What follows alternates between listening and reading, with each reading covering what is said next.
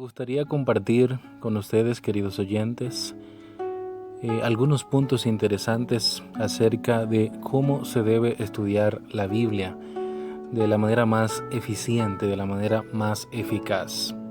Y número uno es que antes de estudiar debemos orar. Este es uno de los más grandes principios de interpretación bíblica, ya que la oración nos conecta con el trono de la gracia para abrirnos el entendimiento. El apóstol Santiago dice que si nosotros estamos faltos de sabiduría, debemos pedírsela a Dios. Esto se encuentra en Santiago 1:5.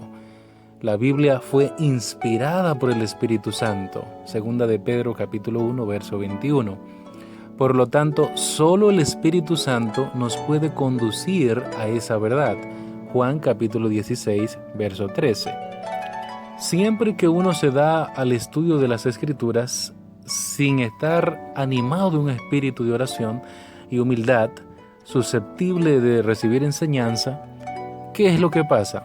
Pues los pasajes más claros y sencillos, como los más difíciles, serán desviados de su verdadero sentido. El punto número 2 es que es importante que nosotros utilicemos una concordancia. La concordancia sirve para encontrar las palabras o pasajes que hablan de lo mismo, y así llegar al verdadero significado del texto. En realidad, la Biblia es su propio exégeta, la Biblia es su propio intérprete.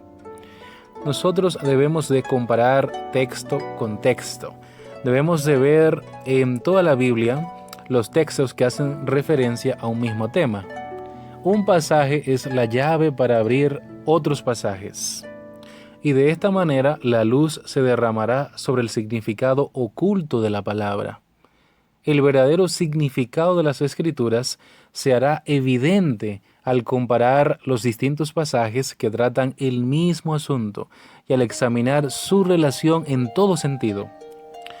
Porque, como dice en Isaías, el capítulo 28 y el verso 10, Isaías capítulo 28, verso 10, nos dice: porque mandamiento tras mandamiento, mandato sobre mandato, renglón tras renglón, línea sobre línea, un poquito allí, otro poquito allá.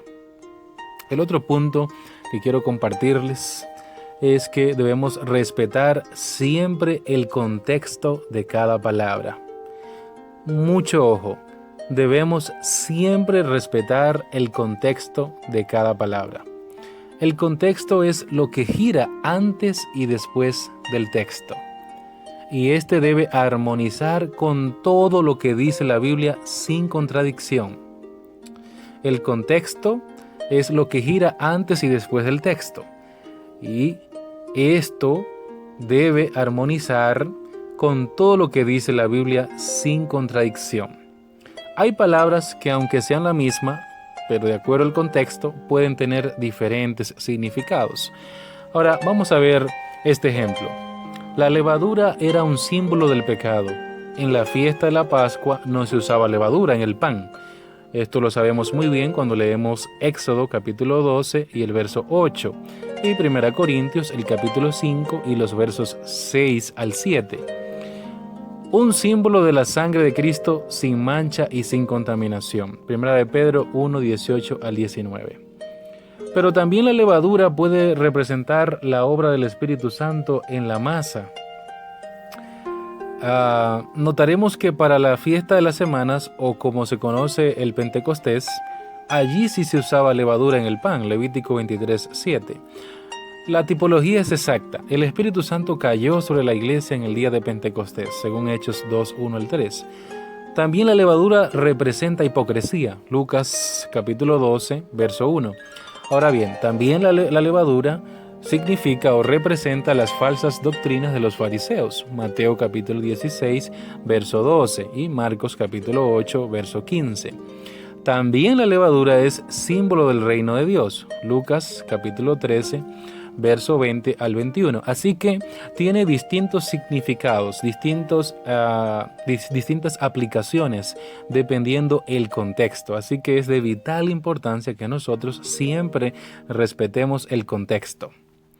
Con el fin de sostener doctrinas erróneas o prácticas anticristianas, hay quienes toman pasajes de la Sagrada Escritura aislados del contexto. No citan tal vez más que la mitad de un versículo para probar su idea, y dejan la segunda mitad que quizá hubiese probado todo lo contrario. Con la astucia de la serpiente se encastillan tras declaraciones sin hilación, entretejidas de manera que favorezcan sus deseos carnales.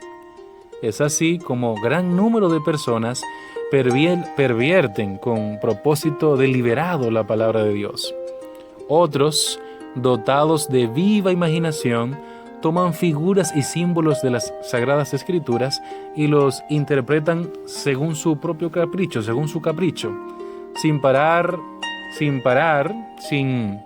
sin detenerse en que la Escritura declara ser su propio intérprete.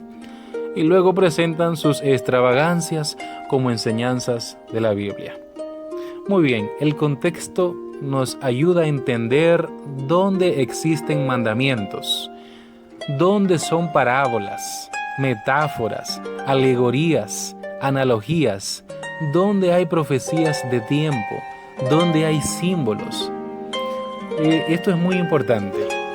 Esto solo se puede lograr conociendo gramática y un estudio sistemático de la Biblia.